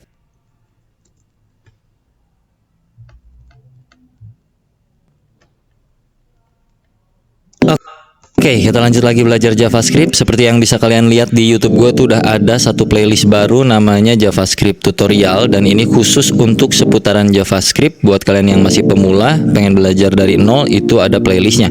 Bisa dicek di homepage gue atau masuk ke menu playlist ini, atau kalian bisa klik juga di bagian judul dari playlistnya di sini. Kalau kalian klik akan muncul nggak banyak sih, masih 2 video. Jadi bakalan gue update terus untuk playlist JavaScriptnya. Nanti kalau kalian cek ke dalam playlistnya, di sini bakal 45 juga, tapi dulu akan main object model. Jadi buat kalian yang belum tahu tentang DOM itu kurang lebih kayak standarisasi dari W3C atau World Wide Web Consortium. Susah banget ngobrolnya memang. Itu biar bisa ngakses atau ngupdate konten elemen yang ada di HTML, termasuk strukturnya bisa kita update juga, dan juga stylingnya bisa kita isi langsung dari JavaScript. Kurang lebih itu yang disebut dengan DOM, Dokumen Object Model. Di tutorial kali ini gua akan coba sharing seputar beberapa poin. Kurang lebih ada 5 poin. Yang pertama itu kita akan belajar yang namanya elemen manipulation, ya sesuai seperti judulnya aja bahwa kita akan bermain DOM. Jadi udah pasti nggak jauh dari yang namanya elemen manipulation. Kita akan belajar menambahkan elemen dari JavaScript langsung ke HTML-nya, ataupun memanipulasi datanya juga bahkan, atau menghapus dan lain-lain kurang lebih. Terus yang kedua gua akan coba sharing seputar data selector di dalam JavaScript yang sering kita pakai aja gitu ya. Dan yang ketiga kita akan belajar yang namanya styling langsung di JavaScript. Lalu yang keempat kita akan belajar yang namanya event, dan juga yang terakhir itu nomor 5 ada tugas kecil. Untuk persiapan seperti biasa sama aja, masih pakai struktur folder yang terakhir kita pakai belajar di beberapa video pemula JavaScript di playlist gua. Masih folder yang ini, belajar JavaScript dasar, dan di dalam folder tuh cuman ada index.html dan juga main.js ya. Buat kalian yang belum tahu isian foldernya kayak gimana, dan kalau lu belum punya, lu bisa ikutin playlist gua yang JavaScript itu dari video yang satu dulu, biar bisa foldernya sama kayak kita. Oke, kita mulai. Di sini gua akan buka VS Code-nya. Untuk buka VS Code mungkin kalian udah bisa ya harusnya, atau memasukkan project ke dalam VS Code itu kalian harusnya udah bisa, karena kalian harusnya udah nonton dulu video-video sebelumnya. Oke, di sini ada index HTML, gua rekap sedikit, dan juga di sini main.js gua kosongkan, nggak ada apa-apa karena kita akan belajar dari nol lagi untuk DOM, Dokumen Object Model, karena itu berbeda ranah dari yang sebelumnya di tutorial gua di playlist JavaScript-nya. Untuk index HTML-nya itu cukup kita panggil JavaScript-nya doang. Di sini di baris ke-7 kurang lebih di HTML-nya itu kita integrasikan main.js-nya ke dalam HTML sini kayak begini. Oke, di sini strukturnya cuman punya title doang. Titlenya di sini ada De Afrizal dan juga ada H1 belajar JavaScript dasar. Kita mulai dokumen objek model yang pertama di main.js. Kita akan coba mengubah isian dari indeks HTML ini lewat JavaScript tanpa kita ngoding di HTML-nya. Oke, itu tujuan kurang lebih kalau kita bermain DOM, salah satunya itu ya. Kita open dulu untuk indeks HTML-nya. Gua klik 2 kali, muncul seperti ini dan kita akan mulai coba perhatikan di bagian atas sini. Title itu masuk ke bagian De Afrizal sini. Dan salah satu hal yang paling sederhana di dalam dokumen objek model adalah merubah bagian-bagian ini gitu ya. De Afrizal akan kita ganti dengan kata-kata lain. Di dalam indeks HTML itu ada De Afrizal, gue nggak akan ubah, jadi kita ubah dari main.js. Gimana cara ngubahnya? Kalian tinggal ketik aja dokumen titik title, karena di sana kan namanya title, maka lu bisa masuk langsung ke sini dengan keyword awalnya tuh document, terus pakai titik title. Karena ini objek, jadi dia masuknya pakai titik gitu ya, untuk masuk ke dalam sesuatunya. Dokumen tuh bawaan dari sononya, dari JavaScriptnya, lu nggak usah terlalu banyak mikirin ini. Ini bagian dari window object kalau nggak salah, gue lupa juga dah secara teorinya. Tapi intinya kalau mau masuk ke bagian title, lu ketik aja dokumen.title. Cuman sebelum kita ubah, lu mesti tahu dulu apa isi dari dokumen.title sebenarnya, ada atau enggak. Dengan cara troubleshooting yang selalu gua bilang, dengan cara apa? Masih ingat? Console.log dalam kurung dokumen.title. Jangan lupa di save. Terus lu pergi ke browser lagi dan refresh browsernya. Kalau tidak terjadi apa-apa karena di sini kita bermainnya console log, maka kita pergi ke klik kanan, inspect, cari di bagian console sini. Oke, console De Afrizal. Jadi dokumen title saat ini adalah De Afrizal. Mana tadi? Aduh. Nah, ini ya. Sekarang kalau kita ubah dokumen.title, ini masih nyambung dengan materi yang kemarin ya, materi yang assignment to variable, kurang lebih assignment values to variable. Jadi kita masukin values baru untuk title, yaitu taruh aja di sini, siapa nama lu? Fikri Gobles misalnya gitu ya. Fikri Gobles. Lu save lagi. Oke. Lu lihat ke bagian browser, kalau lu refresh, bagian title di bagian sininya, di bagian tab browsernya itu berubah jadi Fikri Gobles. Kalau kita console log di bagian sini untuk dokumennya lagi, console.log dokumen.title, maka title terakhir itu akan menjadi, kalau kita refresh, Fikri Gobles. Yang awalnya De Afrizal berubah menjadi Fikri Gobles. Itu materi pertamanya, sederhana. Kita nggak akan terlalu banyak mainin si title, jadi ini console gua hapus dulu. Ini gua hapus. Kalau kita mau ambil isian HTML-nya, ini H1 ini, itu berarti dia kan ada di dalam body, maka kita bisa panggil dia lewat dokumen.body. Cara mengetahuinya seperti biasa, troubleshooting dengan cara console log dulu aja. Console.log save. Lu akan lihat ada apa aja elemen yang ada di dalam body. Kalau kita refresh browsernya, body muncul ke sini dan isinya adalah H1 belajar JavaScript dasar bla bla bla bla bla bla. Sekarang gua akan hapus H1-nya biar kita bermain full dari JavaScript-nya aja. H1 di HTML-nya kita hapus semua. Oke, sisain cuman script doang sini. Dan ini kayak begini. Jadi kalau kita save di browser tidak akan muncul apa-apa, dan kita akan munculkan lewat JavaScript di sini.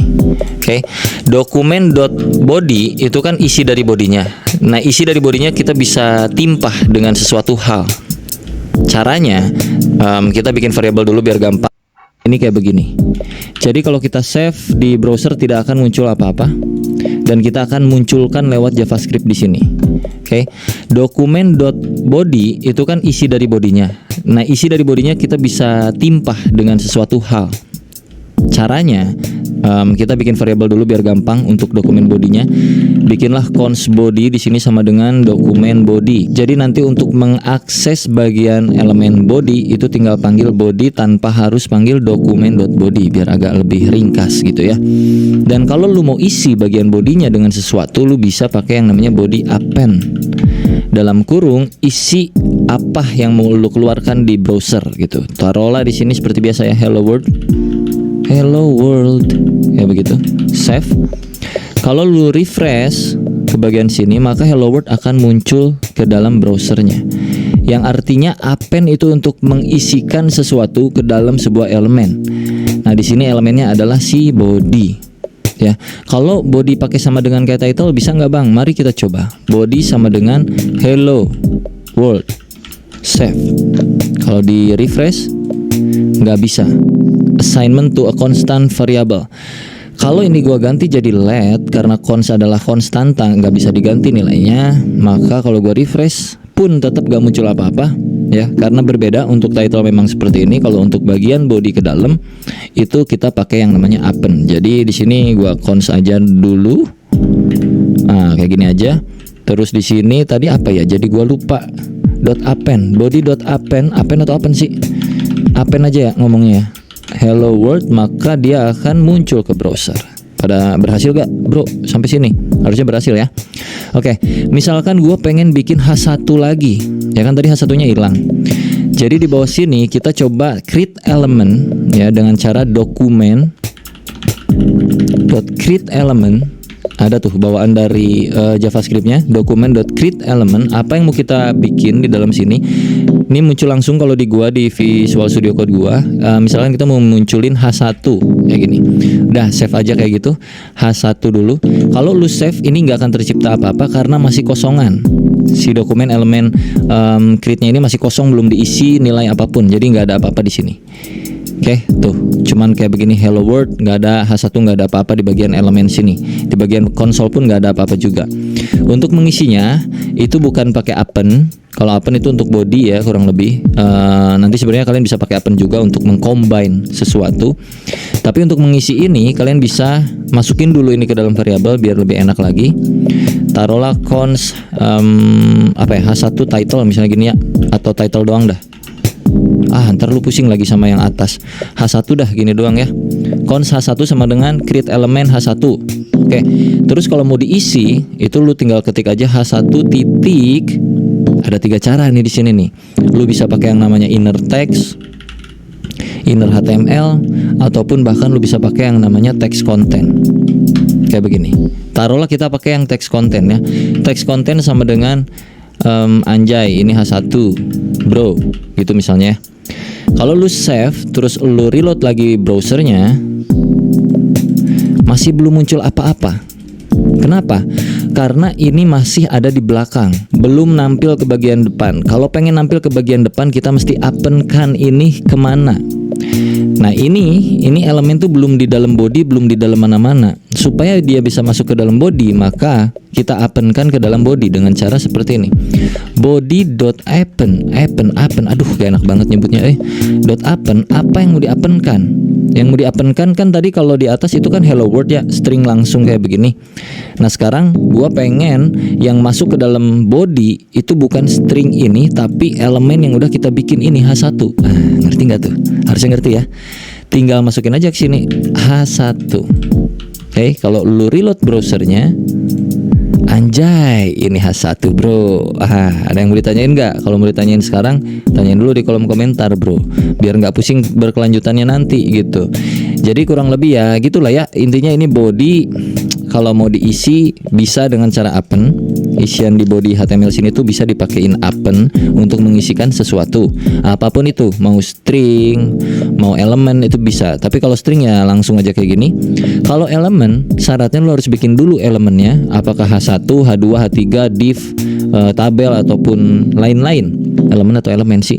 Elemen lah, elemen ya. Nah di sini kan kita udah bikin H1 variabel yang nampung elemen baru dengan elemen H1 ya. Jadi kita bikin elemen H1 atau heading 1 yang artinya teksnya besar. Terus ini kan kalau kita sebaris ini doang belum ada isinya dong. Itu baru elemen H1 seolah-olah kayak begini doang nih kalau di HTML-nya. H1 tutup H1 kayak gitu doang. Terus di bagian sini itu kita isi teks kontennya yang artinya di tengah-tengah sini di dalamnya itu kita isi bro. Jadinya ini keluar seperti ini H1 anjay ini H1 bro gitu. Nah kenapa? Karena ya ini kan yang kita isi di dalam H1 teks konten isinya anjay ini H1 bro. Nah kenapa kalau nggak di-append dia nggak muncul ke bagian browser? Karena kan ini mau dikemana ini H1 ini mau dikemana ini? hasil akhir ini nih ya mau dimasukin ke dalam body dong, karena kan HTML itu ada di dalam body kalau mau muncul ke browser ya kan. Jadi kita append lah, apa yang di append H1 yang di append gitu. Mengerti dong. Oke, lanjut ya, kita coba bikin pakai yang lain-lain.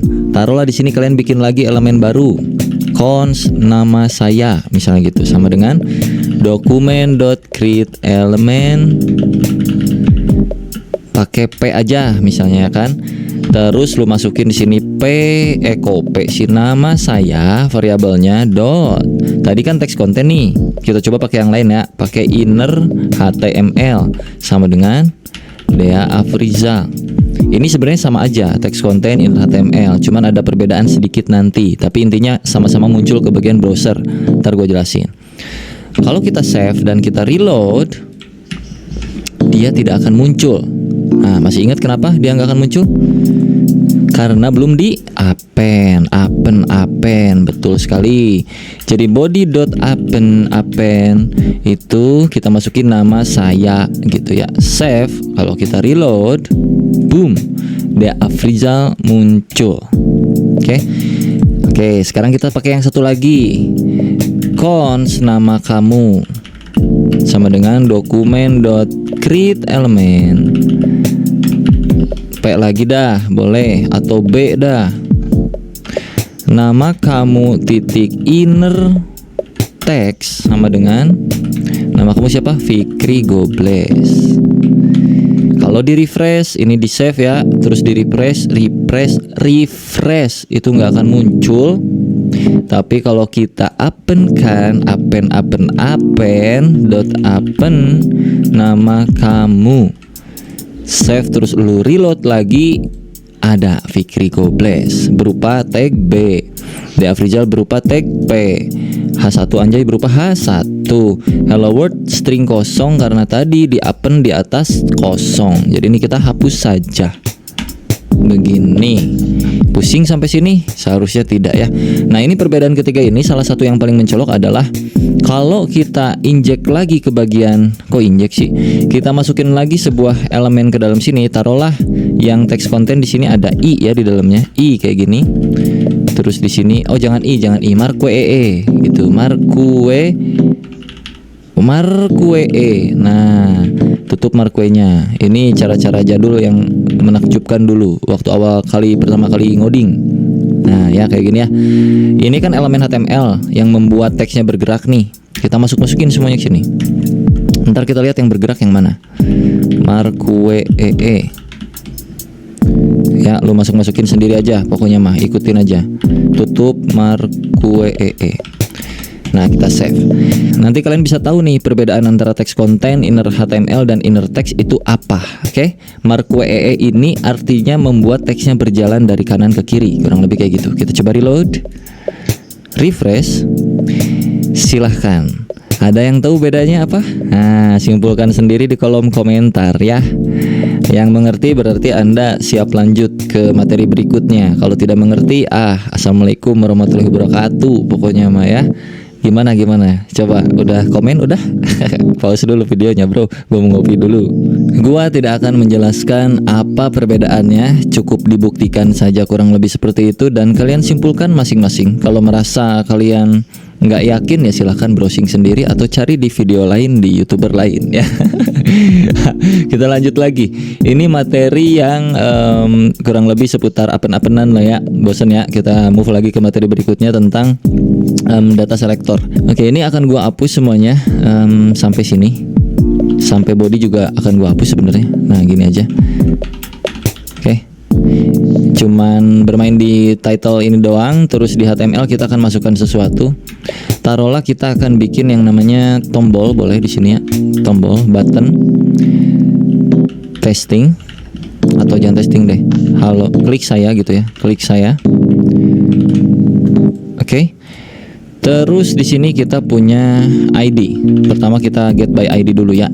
Jadi di sini ID-nya misalnya ID itu kurang lebih untuk ngasih tahu ini button tuh spesifiknya apa sih. Nah, supaya kita dari JavaScript bisa tahu ini button tuh punya nilai, jadi kita langsung masukin aja, taruh di sini BTN misalnya gitu ya. BTN 1 dah. Klik saya 1 misalnya gitu. Gua copy ini ke bawah, Ctrl C, Ctrl V. Ini klik saya 2, ID-nya BTN 2. Oke, kita reload lagi browsernya. Reload. Ada klik 1 dan klik 2 ya. Oke, console log. Kalau diklik tidak terjadi apa-apa ya.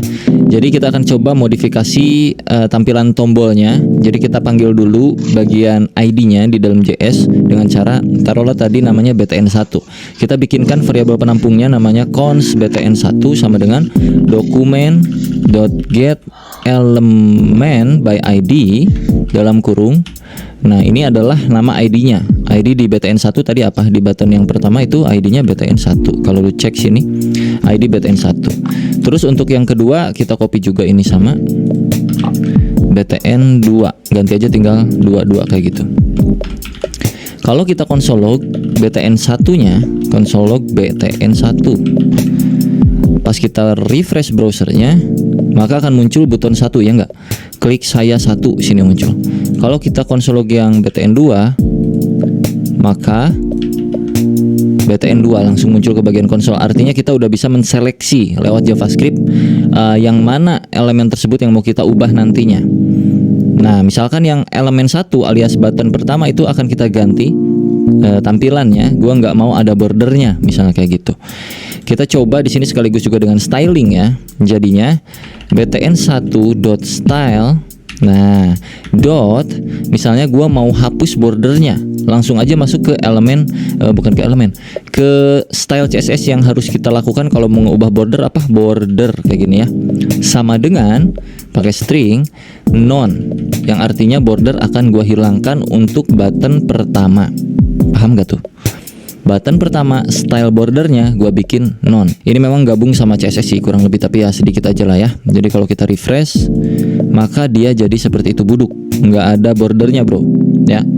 Untuk yang 1, kalau yang 2 masih aman. Lu juga bisa timpah-timpah dengan styling lainnya. Taruhlah btn1.style.padding misalnya sama dengan 8px kayak gitu. Save. Terus btn1.font size sama dengan misalkan 24px. Terus btn1.background sama dengan misalkan warna backgroundnya itu tomato kayak gitu ya. Terus udah gini dulu misalnya. Kalau kita refresh, waduh gitu ya. Kurang lebih itu berbeda sama button yang sebelah sini. Itu via JavaScript. Kurang lebih dengan cara yang seperti ini. Ini kalau bicara styling lewat JavaScript ya. Jadi pakai pemanggilan get element by ID itu bisa, atau pakai yang satu lagi. Nah, BTN2 itu akan kita panggil dengan cara yang lain. Taruhlah di sini bukan ID nih. Misalkan kita punya kelas. Ya kan, biasa HTML itu ada kelas untuk supaya kita bisa styling pakai kelas gitu kurang lebih. Taruhlah di sini kelas BTN. Jangan BTN lagi dah, ntar lu pusing. Ya boleh deh BTN2. Nama kelasnya BTN2, kalau ini ID BTN1. Untuk panggilnya bisa pakai cara yang paling mudah sebenarnya daripada get element by ID. Ini hanya spesifik, hanya bisa manggil ID doang. Kalau pengen universal itu bisa pakai BTN2 sama dengan document.query selector. Nah, dalam kurung lu masukin apa? Misalnya titik. Tadi kan nama kelas tuh pakai titik manggilnya. Kalau ID itu pakai pagar manggilnya. Kalau titik itu pakai kelasnya apa tadi namanya? BTN2. Oke. Kalau kita console log BTN2-nya itu menghasilkan hal yang sama kayak tadi. Tuh, masih sama aja kayak tadi. Jadi, ini untuk data selector ya, untuk manggilnya bisa pakai get element by ID. Nggak perlu lagi pakai pagar di sini, nggak perlu lagi pakai titik, tinggal langsung masukin aja spesial khusus untuk ID. Kalau query selector itu bisa untuk apa aja. Lo mau pakai pagar untuk ID bisa, lo mau pakai titik untuk kelas juga bisa. Nah, di sini juga lo bisa langsung masukin untuk elemen HTML-nya mau apa. Misalkan lo mau munculin yang button ini, Lo tinggal panggil aja langsung, bisa kayak gini juga button, cuman nggak spesifik jadinya ya, nggak tahu button yang mana karena kita akan masukin elemen button. Yang pasti nanti akan muncul yang pertama ini ya, yang ini nggak akan muncul di konsolog kita. Jadi kalau kita konsolog BTN 2 nya atau BTN doang taruh lah ya, karena kita nggak spesifik mau cari apa yang mana, kelas yang mana, ID yang mana. Kita langsung ke semua elemen button itu kita cari, kita dapetin yang pertamanya yang mana. Misalkan kalau kita refresh ya ini dapatnya yang saya satu ini gitu ya. Lanjut ke materi yang terakhir yaitu event. Jadi di tombol sini kita bisa punya event Pak. Di yang satu akan gua masukkan sebuah event namanya on click. Sama dengan lu bisa pakein alert langsung. Ini nggak di dalam main.js ya, ini di HTML nya langsung. Alert misalnya kayak gini, aku diklik gitu misalkan ya, pakai string 1. Jadi ininya string 2 di luar, terus alert string 1 di dalam atau kutip 1 di dalam, aku diklik, tutup lagi pakai kutip 2. Nggak boleh kutip 2 semuanya, nanti error. Jadi kalau di luar udah kutip 2, di dalamnya kutip 1, atau di luar kutip 1, di dalamnya kutip 2. Harus agak beragam gitu bro ya, namanya juga hidup, nggak boleh monoton, harus ganti-ganti terus kayak gitulah. Pacar lagi ya. Refresh langsung, kita coba reload. Dan kalau lu klik saya, maka aku diklik. Kalau yang ini kan belum, ya enggak. Nah, lu lakukan hal yang sama untuk yang bagian kedua ini. Ini untuk on click. Nah, kalau mau masukin on click ini ke dalam JS-nya itu pakai dua cara bisa ya. Pakai cara pertama itu langsung kita bikin function di JavaScript-nya, atau pakai cara kedua itu kita bikin sebuah event listener. Tapi kita akan coba bikin function aja di JavaScript-nya supaya nggak terlalu pusing juga. Kita langsung bikin aja di sini nih. Di dalam on click ini taruhlah nanti kita bikin function di dalam JavaScript-nya adalah function namanya misalnya ganti warna. Pakai buka tutup kayak gini ya. Nah, artinya ketika tombol ini diklik, kita akan cari ganti warna, cari function ganti nama yang ada di dalam script main.js. Karena sekarang belum ada, jadi pas diklik itu belum di refresh, sorry. Ganti warna is not defined. Kelihatan di bagian konsol ya. So kita bikin dulu di bagian main.js. Ini konsol gua hapus dulu. Kita bikin function yang namanya adalah ganti warna. Pakai kurawal kayak gini. Bikin dulu konsol log biar aman. Nah, gitu ya. Setidaknya pas diklik ini tombol akan mengarahkan si button ini untuk masuk ke bagian JavaScript yang fungsinya itu ganti warna. Yang mana isi ganti warna adalah aman gitu. Jadi kalau kita save dan kita reload, pas diklik mestinya di sini akan muncul tulisan aman. Ya, berarti fungsi tuh. Klik lagi 2 3 4 5 6 7 8 9 10. Jadi kalau di sininya kita ganti jadi alert, ditambahin misalnya di bawah alert aman. Kita refresh lagi. Aman muncul sini. Oke. Sekarang kita combine, Pak. Gimana kalau pas diklik ganti warna, itu warna buttonnya berubah. Yang tadinya buttonnya tomato, ya kan? Kalau lu cek nih warnanya, pas diklik dia ubah jadi biru misalnya gitu. Jadi di sini tinggal ini hapus dulu ya. BTN 1 karena kita udah punya button satunya itu yang mana? .style .background sama dengan taruhlah kita ubah jadi aqua alias biru. Aqua itu biru kurang lebih ya. Jadi kalau kita reload, pas diklik harusnya dia berubah biru harusnya. Nah, ada yang sudah berhasil? Ganti warna untuk merubah warna backgroundnya sesuai aja gitu kan. Oke, kita langsung lanjut lagi ke bagian event yang berikutnya. Ada yang namanya on mouse over. On mouse over itu supaya ketika mouse kita masuk, kita bisa melakukan sesuatu, men-trigger sesuatu. Taruhlah di sini on mouse over kayak begini sama dengan. Nah, apa yang akan kita lakukan? Taruhlah alert dulu di sini. Hehehe gitu ya. Untuk ngecek dulu sebelum masuk ke JavaScript. On mouse over alert hehehe. Ketika kita refresh, terus mouse-nya kita geser ke bagian button ini, tuh kan, kepencet muncul hehehe. Kalau mouse tuh masuk lagi, gue mau jelasin dulu Pak. Kalau masukin ke sini, iya, tuh, lagi ya, iya. Artinya apa? Artinya kita bisa melakukan sesuatu lewat trigger tersebut. Ketika mouse kita masuk, kita mau ngapain? Nah, rencananya gue pengen ketika mouse ini masuk bukan alert tapi ubah ini tuh ya. Tapi ubah bagian klik saya, tulisan klik saya satu dengan lain-lain. Oke, kita coba. Masuk ke bagian main.js. Kita bikin sebuah function lagi, function ubah teks. Nah, terus kita bikin kayak gini, console.log ubah teksnya. Oke. Kalau udah bikin function di main.js, kita bisa arahkan bagian mana yang mau diarahkan ke function tersebut. Bagian mouse over. Karena yang on click udah keganti warna, yang on mouse over gue mau arahkan ke bagian ubah teks. Jadi ini kita hapus ubah teks. Save. Kalau kita refresh, nah, pas mouse kita geser harusnya di sini konsol ada muncul ya, karena di codingan main.js tadi itu ada ubah teksnya. Coba tuh ubah teksnya 2, 3, 4, 5, 6, 1, 2, 3, 4. Nah, kurang lebih kayak gitu ya. Jadi kita bisa mengubah teksnya ketika mouse-nya datang. Nah, untuk mengubah teksnya bagaimana? Gabungin lagi materi yang tadi di awal, bro. Ini gua hapus btn1 dot text content. Bisa ya, text content sama dengan apa misalnya, hihihi misalnya gitu ya, hihihi, hahaha, bolehlah. Save. Terus pas kita reload, seret kosong ya. Perhatikan tulisan klik saya satu ini. Kalau gua mouse ke sini, hahaha, hihihi, berhasil. Sama nggak? Reload lagi ya. Mouse-nya geser ke dalam, bah. Ada satu lagi yang namanya on mouse out. Jadi ketika mouse kita keluar, kita balikin lagi ke seperti semula. Caranya di sebelah sini kita tambahin lagi on mouse out. On mouse out. Nah, sama dengan alert dulu seperti biasa. Out. Misalnya kayak gitu ya. Kalau di save kurang lebih kayak beginilah hasilnya ya. Jangan lupa kita cek pakai alert dulu, terus kita reload. Kalau mouse kita masuk, klik saya akan berubah jadi hahaha hihihi. Kalau mouse kita keluar dari tombol ini, out.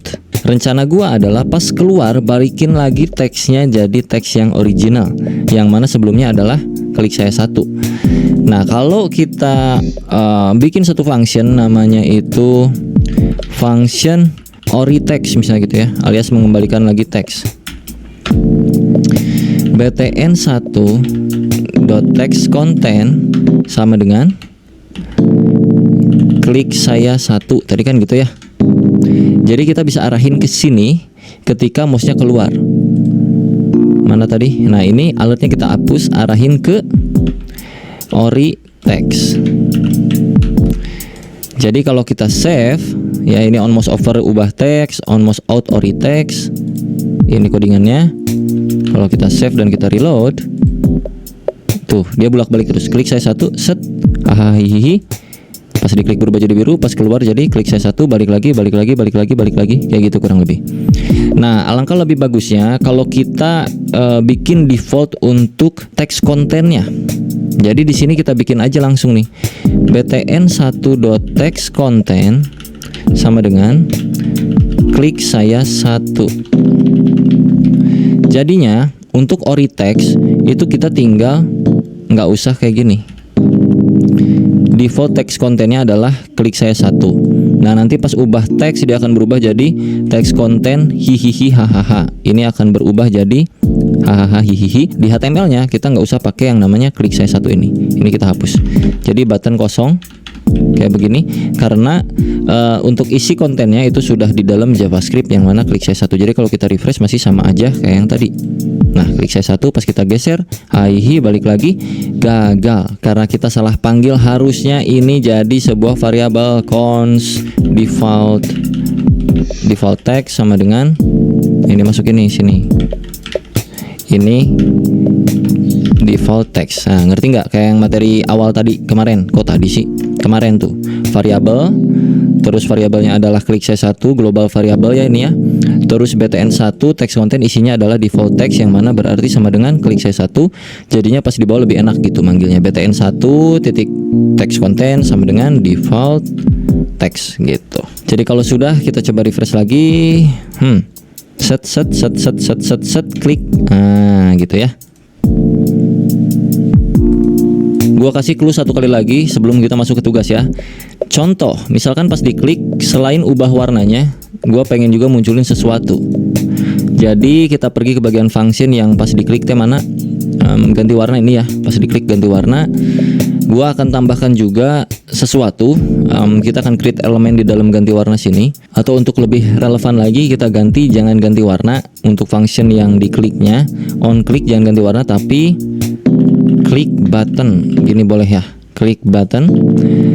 Terus kita ganti di sini yang tadinya ganti warna jadi klik button. Ketika diklik button akan merubah background warna. Terus ketika diklik button kita akan ngapain lagi? Ini sebagai clue tugas, diingat-ingat ya. Gua akan create sebuah elemen di sini. Cons, taruhlah di sini new text sama dengan dokumen .create element p. Lalu new text akan gua isi dengan text content.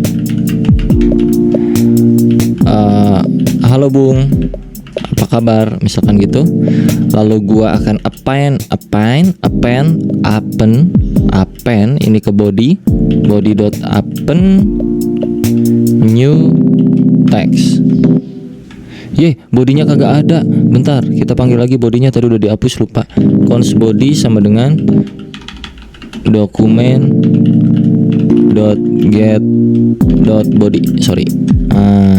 Jadi kalau gua refresh, ini kan kayak gini. Kalau diklik, selain dia merubah warnanya menjadi biru, dia juga akan memunculkan sebuah elemen baru. Halo Bung, apa kabar? Nah, aman ya, kita masuk ke tugas ya. Tugas kecilnya adalah munculkan sebuah elemen HTML baru dengan isi berupa teks bertuliskan nama kalian. Oke. Tapi bukan ketika tombol diklik. Bukan. Tapi melainkan ketika tombol ini digeser ke sini ya, digeser nih mouse digeser ke yang klik 2. Kalian kerjanya di klik 2 aja ya. Ketika mouse digeser ke bagian klik saya yang kedua ini, tombol yang kedua, pas masuk mouse-nya ke dalam, munculin sebuah teks di sini. Pas mouse-nya keluar, ubah warna teks yang baru. Taruh lagi nih ya, pas gua mouse-nya masuk sini kan muncul tuh elemen kayak begini. Siung. Nah, ini mouse masih di dalam nih. Pas mouse gua keluar, ubah warna si teks ini. Gimana? Mengerti kan? Itu tugasnya. Sangat-sangat mudah. Jadi buat kalian semua, semangat mengerjakan tugasnya. Kalau berhasil dengan cara apapun terserah kalian, tergantung logik kalian masing-masing. Implementasikan lewat codingan yang kayak macam beginian. Semuanya clue-nya sudah gua kasih. Jadi nggak ada alasan untuk tidak bisa mengerjakan harusnya, karena ini tugasnya sederhana. Jadi langsung aja di tag ke Instagram gue @dea.afrizal, langsung jangan lupa di follow, terus storyin, ntar tag gue, ntar gue restory bro kalau yang berhasil ya, di hari pertama ketika video ini rilis kalau kalian berhasil. Oke, sampai jumpa di video berikutnya. Untuk tutorial JavaScript jangan lupa pantengin terus playlist JavaScript di gue, nanti akan gue selalu update materi-materi yang dasar-dasar seperti ini sampai ke bagian nanti dalam-dalamnya. Oke, bye bye semuanya.